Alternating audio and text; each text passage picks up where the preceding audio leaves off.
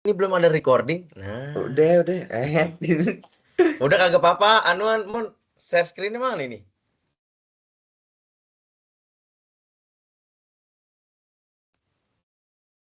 Nah, dah. Yuk. Bismillahirrahmanirrahim. Assalamualaikum warahmatullahi wabarakatuh. Bapak yang terhormat, selamat malam. Ini tagnya malam-malam ini, Pak. Perkenalkan sebelumnya nama saya Muhammad Faiz Hanjaya dengan NIM 12022220071 dan rekan saya.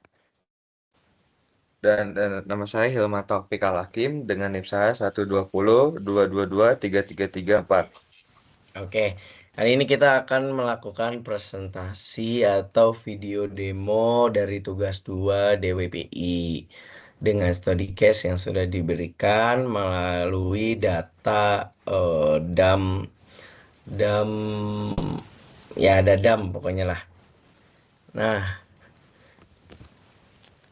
Nah, ini adalah tampilan dashboard dari data yang sudah kita apa namanya kita sortir berdasarkan KPI yang kita ambil.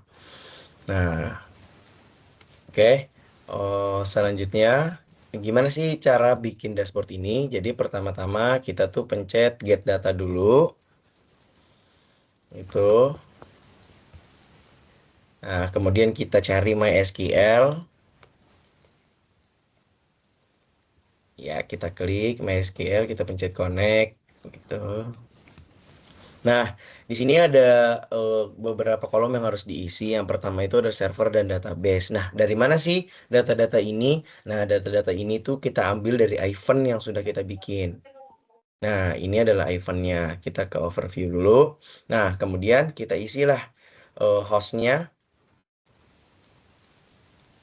Nah, kita isi hostnya beserta portnya. Caranya titik dua. Habis itu kita masukin portnya. Oke. Nah, untuk database-nya kita balik lagi ke event, habis itu kita ke database. Nah, kita kan menggunakan ini nih data dwh underscore sales underscore ops. Nah, kita copy, terus kita masukin ke file database-nya. Oke, kita lanjut oke.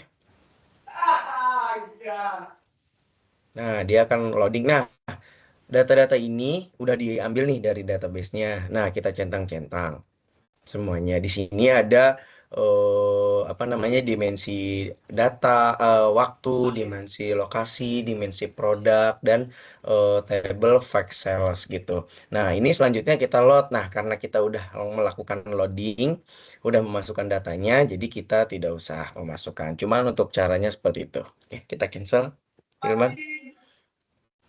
Oke, yang pertama dulu di sini ada beberapa KPI. Yang pertama itu ada KPI total net sales, kemudian ada KPI rata-rata penjualan per kuantitas produknya, kemudian ada KPI perubahan rata-rata penjualan produk per tahun, kemudian ada KPI pertumbuhan penjualan kuartalan, ada KPI rasio penjualan bruto terhadap biaya diskon, ada KPI penjualan setiap bulan, ada KPI rata-rata diskon per kategori produk, ada KPI pencapaian target penjualan tahun berjalan, dan terakhir ada KPI pertumbuhan kuantitas penjualan.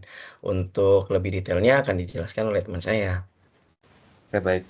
Pertama-tama, jika saya ingin melihat rasio penjualan bruto terhadap biaya diskon, jadi saya tuh mengklik si suatu data. Nah, data ini kita buat dengan menggunakan itu bullet chart.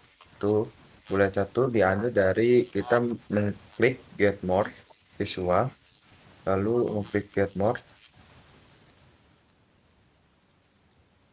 Nah, lalu di sini saya akan mencari yaitu namanya tuh, bentar, Pak, saya lupa.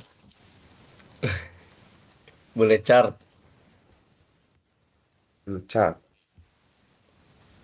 bulet, Udah, sorry.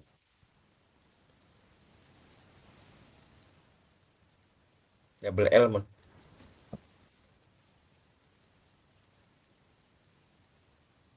Nah, Pak, saya itu menggunakan bullet chart. Itu klik OK.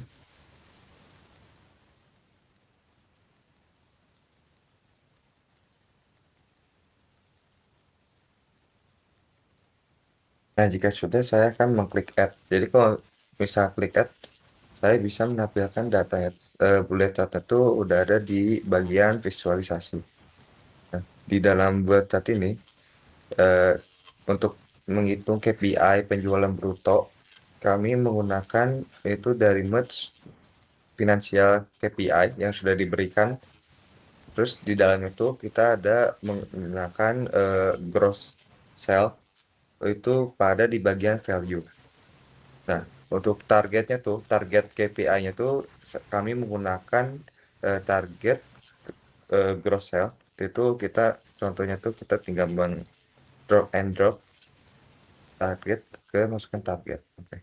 Nah, di dalam target tuh kita menggunakan nah untuk codingannya tuh atau commitnya tuh saya menggunakan ini Pak dengan rasionya tuh 8. Jadi kalau 8 tuh di mana penjualan itu sangat naik.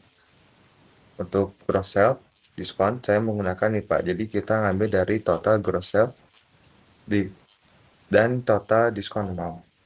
Nah, saya tuh eh, selanjutnya akan dijelaskan oleh teman saya. Oke, selanjutnya di sini ada KPI pertumbuhan kuantitas penjualan. Bisa diklik dulu Hilman. Nah, di pertumbuhan kualitas penjualan ini kita menggunakan apa namanya? Mon, ini pencet dulu mon ini mon. Si table visualisasinya. Tuh yang kotak. Nah, kita pakai Jauge. Ah, gimana tuh cara ngomongnya? Jauge gitu. Nah, kita di KPI pertumbuhan kualitas penjualan ini menggunakan Jauge ini, Pak. Nah, jadi apa aja sih yang kita gunakan gitu data-datanya? Yang pertama, buat value kita pakai merge yang YoY Quantity Growth Rate. Nah, kemudian di bawahnya ada target value-nya. Target value-nya itu kita pakai target Yo Quantity merge ya merge quantity. Oh, bukan. Ternyata kita pakai, oh iya benar, merge target your quantity growth gitu. Nah, buat ngitungnya sama gimana sih dashboard ini biar tampil sempurna. Ya, data-datanya kita drag and drop ke dalam sini. Kemudian ini ada codingan dari YoY quantity growth rate. Nah, ini coding-codingannya nih. Sini kita ngambil dari datanya dari quantity sold PY, ada total quantity dan segala macam gitu. Terus nanti dia akan menghasilkan pertumbuhan kualitas penjualan. Oh iya, sebelumnya ini fokus apa namanya? Di sini juga ada filterisasi, Pak. Jadi yang kita ambil ini sekarang di bagian office nih bisa dilihat nih di bagian KPI rata-rata diskon per kategori produknya. Di sini kan ada tiga nih. Nah, di sini ada furnitur, ada office, ada teknologi nih. Nah, ketika kita pencet nanti tampilannya akan berubah. Coba mau demokan. Nah, tuh. Kalau kita pencet furniture dia akan berubah. Tadi yang semulanya di pertumbuhan kualitas penjualan itu 70%, karena kita ngambil kategori furnitur itu naik tuh. Nah, tuh kayak gini nih perbandingannya tuh. Naik 4% gitu karena fokus pada kategori furnitur kalau tadi kan di office supplies gitu, Pak. Ya, yang lain-lainnya juga penunjangnya tuh seperti perubahan rata-rata penjualan produk per tahun, terus pertumbuhan penjualan kuartalan, itu semuanya berubah gitu. Oke, lanjut. Kita mungkin kita ambil sampel di bagian office supplies aja kali ya, karena kita tadi udah ngejelasin banyak di office supplies. Oke. Nah, selanjutnya di sini ada table, sorry, ada KPI penjualan setiap bulannya. Boleh dipencet dulu. Nah, di penjualan setiap bulannya, kita di sini menggunakan ini. Nah, area chart. Nah, untuk visualisasinya kita menggunakan area chart yang di mana kita mengambil data yang pertama itu datanya coba scroll dari atas dulu, Mang.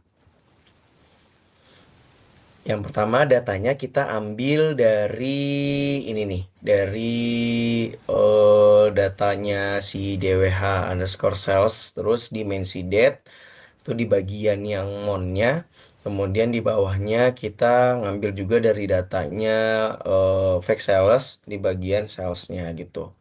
Jadi dia nanti akan eh, apa namanya terpilih lah gitu. Penjualan setiap bulannya range-nya naik atau turun gitu. Bisa dipencet Mon. Bagian salah satunya aja, Monnya boleh atau gimana?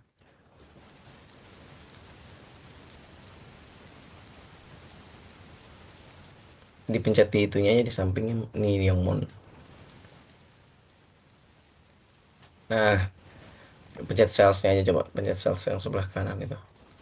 Nah, buat di bagian sales sebelah kanan, ini kita tinggal masukin aja data-datanya ke sini gitu. Jadi nanti kan ini kan dari database. Jadi nanti dia akan otomatis berkolaborasi sama data yang ada di dimensi date gitu. Oke, selanjutnya akan dijelaskan oleh teman saya lagi. Baik, di sini saya akan menjelaskan itu tentang pertumbuhan penjualan kuartalan. Nah, di pertumbuhan penjumlah penjualan kuartalan itu saya masih sama untuk menggunakan bullet chart. Nah, di dalamnya tuh saya menggunakan sama kayak database dari financial KPI, terus di dalam tuh saya menggunakan merge yaitu QOQ Revenue Growth Rates. Nah, QOQ Revenue itu saya masukkan ke dalam bagian value.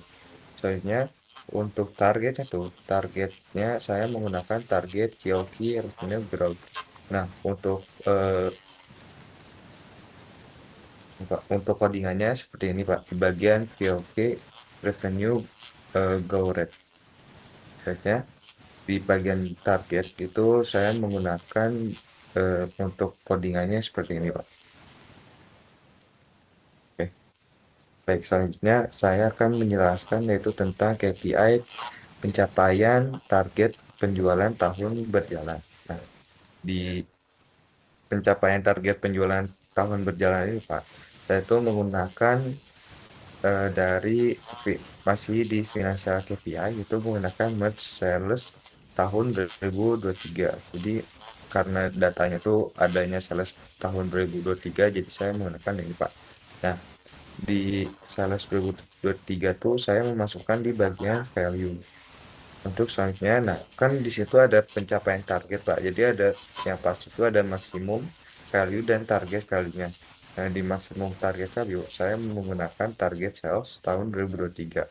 Untuk target value-nya saya sama seperti maksimum value itu menggunakan target sales tahun 2023.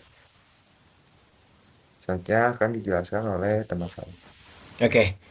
Nah, selanjutnya kita ke KPI yang di bagian atas-atas nih, yang di total net sales dulu deh. Nah, di total net sales ini kita menggunakan visualisasi dari chart atau dari card gitu.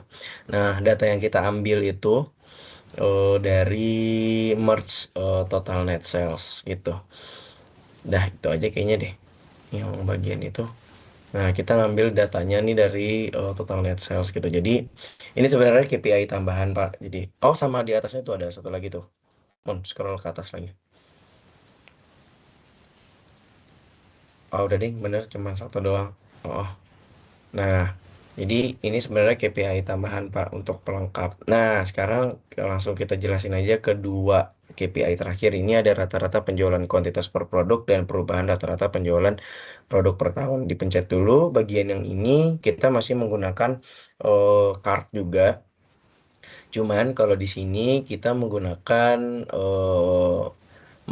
average selling price atau ASP gitu.